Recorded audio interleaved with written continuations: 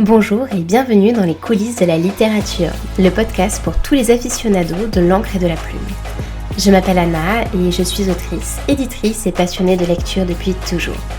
Dans ce podcast, je vous partage des anecdotes littéraires pour redécouvrir les chefs-d'œuvre de la littérature et leurs auteurs sous un nouvel angle, mais aussi une mise en perspective de certaines problématiques actuelles de la littérature.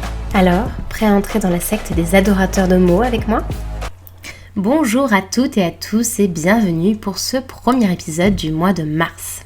Or, qui dit premier épisode du mois, dit épisode sur les brouillons des auteurs et des autrices. Cette semaine, je creuse avec vous l'exigence littéraire, un tantinet maniaque et la méthode d'écriture d'un écrivain qui était en lutte obstinée avec la langue. Cette semaine, je vous parle en effet du géniteur d'Emma Bovary, et oui, il sera question de Flaubert, évidemment. Pour tout vous avouer, j'ai redécouvert Flaubert le jour où justement on m'a fait étudier ses brouillons. Jusque-là, Emma Bovary me laissait relativement de marbre, elle m'ennuyait terriblement avec ses préoccupations bourgeoises et naïves, et quelle ne fut donc pas ma surprise en voyant ces pages spectaculaires de Flaubert. C'est pourquoi j'ai décidé aujourd'hui de vous emmener à ma suite pour découvrir la méthode d'écriture de Gustave Flaubert à travers ses brouillons, mais également à travers quelques témoignages d'époque particulièrement savoureux. Allez, on embarque ensemble vers ces contrées littéraires, mais avant, comme chaque semaine, on révise d'abord sa biographie. Ce cher Gustave Flaubert naît à Rouen, le 12 décembre 1821, d'un père très occupé par ses fonctions de chef chirurgien à l'hôpital de Rouen justement. Ce qui explique qu'une partie de son enfance se soit déroulée de manière assez morne et solitaire au sein de l'appartement de fonction de son père à l'hôpital. Après une scolarité passable, vécue sans trop d'enthousiasme, Flaubert s'installe à Paris en 1841 pour entreprendre, là encore sans trop d'enthousiasme, des études de droit. Jusqu'en 1844, année où il abandonne enfin ses études qu'il déteste, il mène une vie assez bohème, faite d'art et d'écriture, une vie sans doute un peu trop dissolue pour son épilepsie, dont une grave crise entraînera son incapacité pour les études, merci pour lui. Suite à cet abandon, il s'installe non loin de Rouen dans une maison que lui achète son père. Et lorsque ce dernier meurt en 1846, il lui laisse une fortune personnelle qui lui permet, loin des préoccupations matérielles, de s'adonner entièrement et à l'écriture et à une vie d'une grande mondanité. Alors qu'il a fait plusieurs tentatives littéraires jusque-là avec différentes ébauches de l'éducation sentimentale, c'est en 1851 qu'il entreprend, sur les conseils de ses amis, la rédaction de Madame Bovary, qu'il achève en 1856.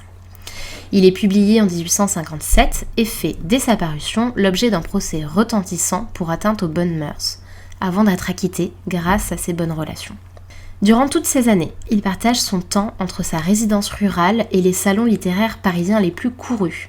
Il entretient notamment une riche correspondance avec George Sand, entre autres, et dont pourtant il n'aura de cesse de décrier l'écriture. Bon bref, on n'est pas à une contradiction près. En 1857, il entame la rédaction de Salammbô et se rend en 1858 en Tunisie pour documenter son roman qui paraîtra, pour sa part, en 1862.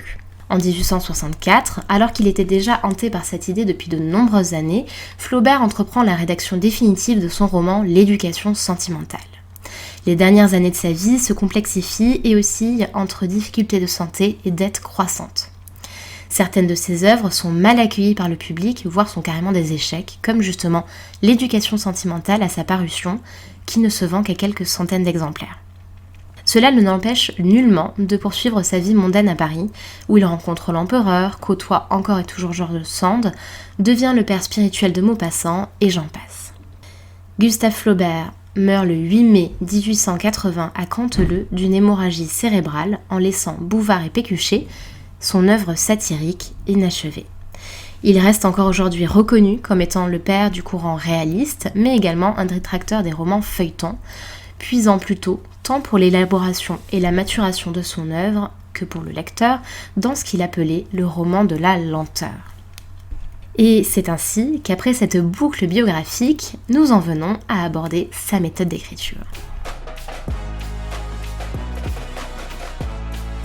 Il faut dire que, comme je le mentionnais en introduction, Flaubert est réputé pour son exigence et surtout pour ce qui s'apparente à un accouchement douloureux de son écriture.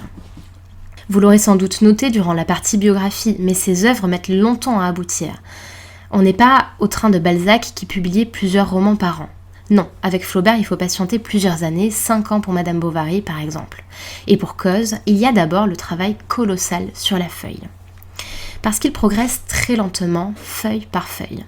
C'est-à-dire que, contrairement à beaucoup d'écrivains, il n'effectue pas de premier jet, c'est-à-dire un brouillon qui va d'une traite à l'autre pour l'armature de l'histoire, sans trop s'apesantir sur la forme et sur lequel s'appuyer, mais au contraire, directement après des notes préparatoires, il souhaite aboutir à des pages abouties. Dès lors, chaque feuille est extrêmement lente à maturer, elle est faite de ratures, de recopies, et Flaubert n'avance sur la page suivante qu'une fois qu'il est sûr de la rédaction définitive de la précédente. Mais c'est là où c'est encore plus savoureux, puisque rien que pour écrire ces différents feuillets, là encore la maturation était extrêmement laborieuse. Un article du Figaro du 9 mai 1880 mentionne par exemple que lorsque l'on observait Flaubert en train d'écrire, il y avait cette méthode suivante. Il plaçait une feuille sur un pupitre. Vous savez, l'un de ceux qu'utilisent les musiciens pour leur partition. Et il écrivait une phrase, une seule, dessus, puis il se reculait comme un peintre pour en jauger l'effet. Et puis patiemment, au bout de quelques minutes, un quart d'heure, etc., il testait des synonymes, il la raturait, il testait d'autres tournures de phrases, jusqu'à ce que cette phrase unique lui parût satisfaisante. Ensuite, lorsqu'il progressait mais souhaitait encore éprouver la solidité de sa tournure, Flaubert se rendait dans son célèbre gueuloir, cet endroit où il hurlait son texte. Alors, pourquoi faire ça, à part pour rendre fous ses voisins ou pour s'abîmer les cordes vocales ? Tout simplement car selon lui, une syntaxe impropre ou un mauvais équilibre de la phrase ne pouvait pas résister à cette lecture à haute voix. Il fallait que la ponctuation soit juste pour que ce travail de récitation puisse se réaliser sans être à bout de souffle et totalement douloureux. Bon, quant à savoir où se situait son gueuloir, nos indices historiques divergent sur la question. Il aurait été tantôt dans son bureau, tantôt au fond du jardin. La vérité est sans doute entre les deux et dépendait de son bon vouloir ou de la saison. Bref, la prochaine fois que vous aurez fini de rédiger une lettre, un essai ou un texte, n'hésitez pas à tester la méthode d'écriture de Flaubert et à me dire ce que vous en avez pensé. Par contre, criez pas trop fort au risque de vous mettre tout le voisinage à dos. Les dessous de la littérature, c'est tout pour aujourd'hui. On se retrouve la semaine prochaine et surtout, n'oublie pas de t'abonner pour recevoir tous les derniers épisodes. À bientôt!